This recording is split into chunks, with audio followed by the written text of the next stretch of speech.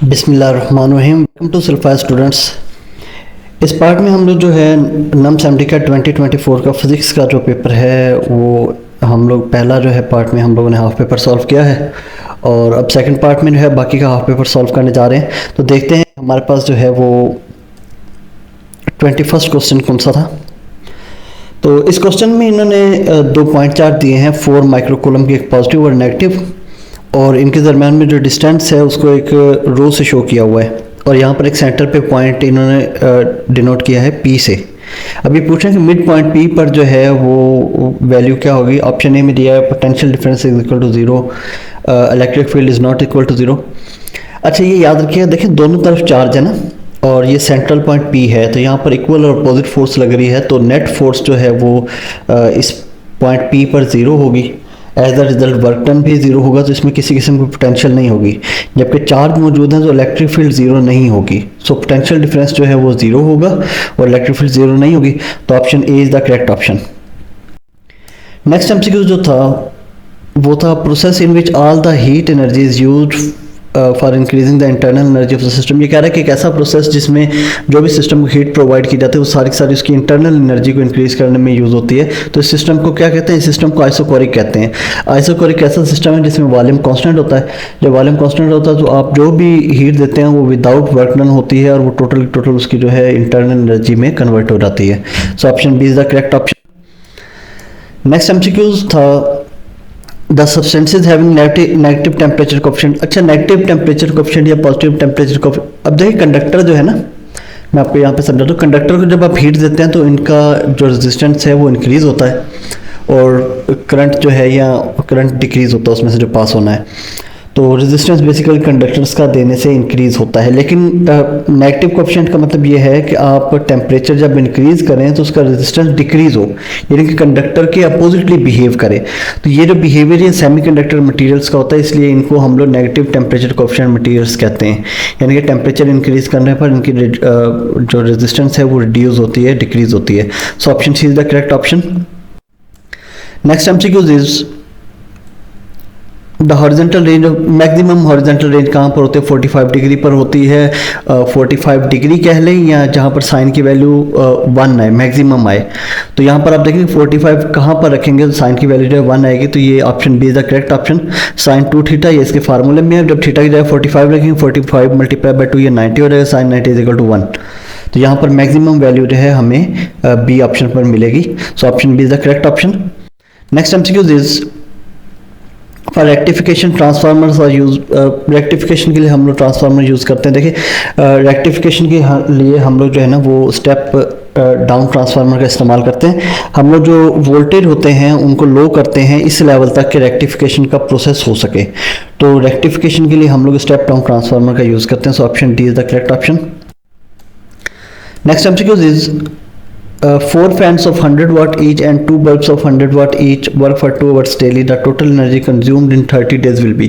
ये कह रहा है कि 4 पंखे जो हैं, हर पंखा जो है 100 वाट का है और 2 बल्ब जो हैं वो भी 100 वाट के हैं। तो ये दोनों डेली जो हैं वो, यानी कि 4 पंखे और 2 बल्ब दोनों, ये 6 के 6 जो अप्लायंसेज हैं ये डेली 2 घंटे हम लोग जो है यूज़ करते हैं। टोटल एनर्जी जो कंज्यूम्ड होगी 30 डेज में वो कितनी होगी? तो ये सिंपल है। आप देखें कि अगर 4 पंखे 100 वाट के हैं तो मतलब 400 वाट। इसी तरीके से 2 बल्ब 100 वाट के हैं 200 वाट, टोटल ही होगा 600 वाट। 600 वाट डेली 2 घंटे चल रहे हैं तो ये तकरीबन हो गया 1200 वाट आवर। और इसको आप 30 से मल्टीप्लाई कर लें तो ये 36,000 जो है वो वाट आवर होता है, या इसको आप 36 किलो वाट आवर भी एनर्जी जो है ना एक मंथ में कंज्यूम होगी।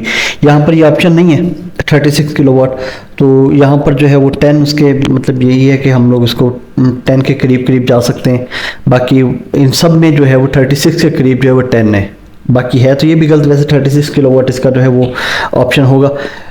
खैर मैंने इसको जो है वो करीब ऑप्शन जो है वो 10 करके यहाँ पर इसका डी लगाया है। फर्दर जो है वो की जाएगी, देखते हैं अगर वो अपना एरर मानते हैं तो।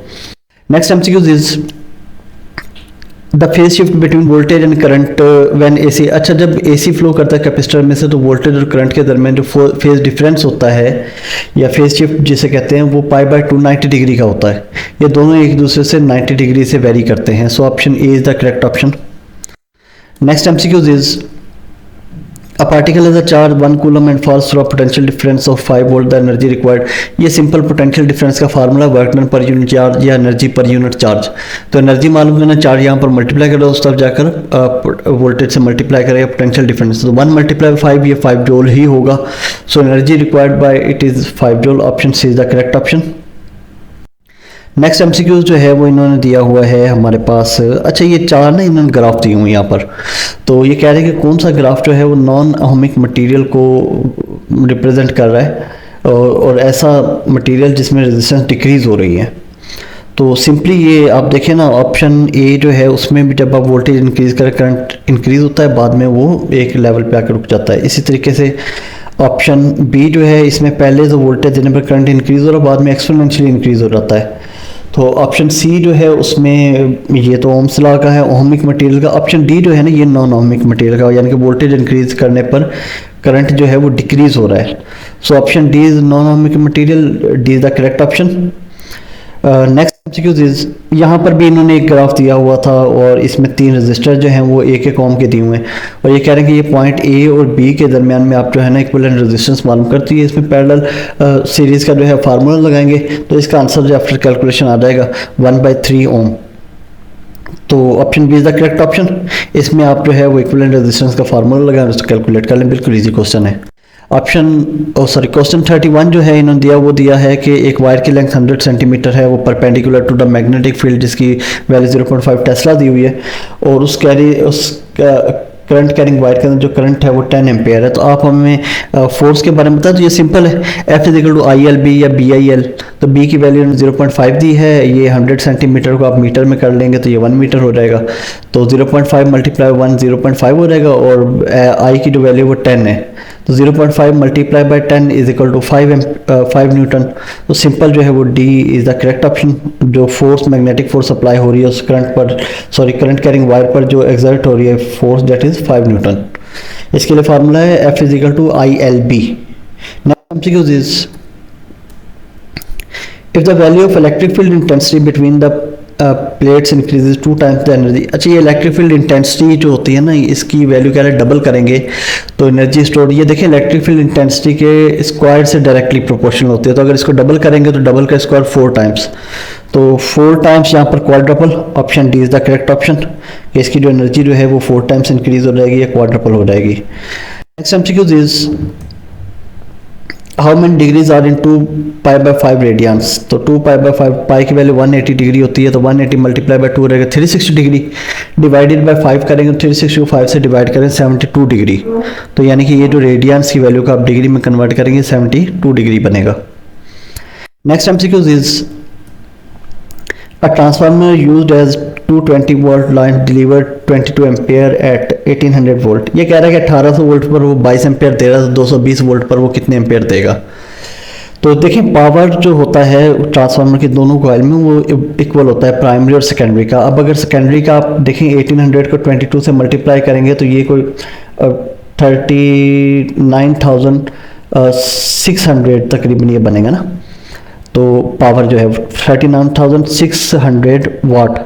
तो आप सिंपल अब दूसरी तरफ भी 39,600 को 220 से डिवाइड कर लें तो ये आपके पास, मैं इसको कैलकुलेट करता हूँ, 39,600 डिवाइडेड बाय 220, तो ये आपके पास 180 एम्पेयर होगा।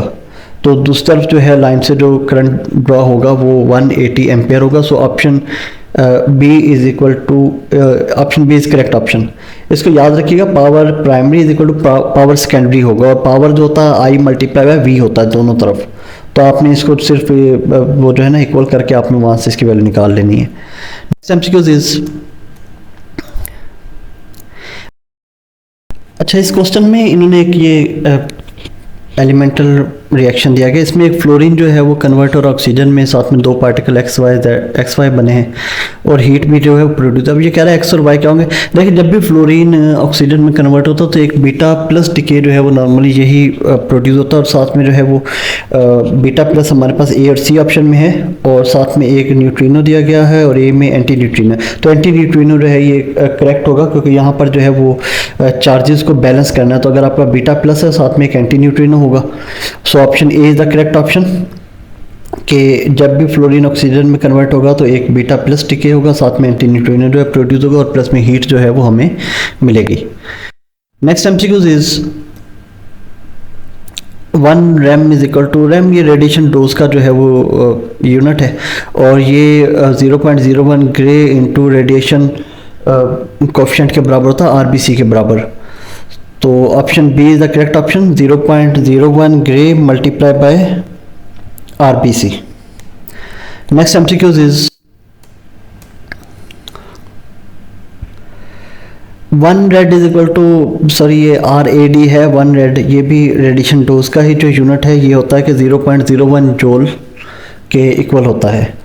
सो सॉरी 0.01 जूल पर केजी के एक बॉडी के 1 kg टिश्यूज़ ने 0.01 जूल जब रेडिएशन एब्जॉर्ब कर ली तो हम लोग उसे कहते हैं कि 1 रेड के बराबर हो गया।